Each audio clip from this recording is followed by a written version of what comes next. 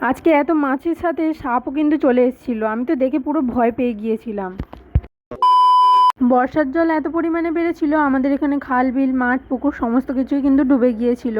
আর সেখানেই দেখতে পাচ্ছি আজকে দাদু জাল বসিয়েছিল, সেই জালের মধ্যে দেখতে পেলাম একটা সাপ পড়েছিল। আর এটা কিন্তু সাপের মতো দেখতে, এটা আসলে বেরো মাছ, আমাদের এখানে এটাকে বেরো মাছ বলে। তোমাদের ওখানে কি বলে অবশ্যই কমেন্টে জানাতে পারো কিন্তু। আর আজকে কিন্তু ওই বেরো মাছ দুটো পড়েছিল। অনেকে তো এই মাছটাকে খায়, আমার তো দেখেই কেমন সাপের মতো মনে হয়, আমার তো দেখে খুবই ঘেন্না হয়। আর এখন যেহেতু প্রচণ্ড বৃষ্টি হচ্ছে, তো সেই কারণে আজকে কিন্তু মাছের পরিমাণটাও বেশ ভালোই পড়েছিল। আজকের অনেক ধরনের মাছ পড়েছিল। আর সবথেকে বড় কথা হচ্ছে, আমি এই সমস্ত নদীর মাছ খেতে একদমই পছন্দ করি না।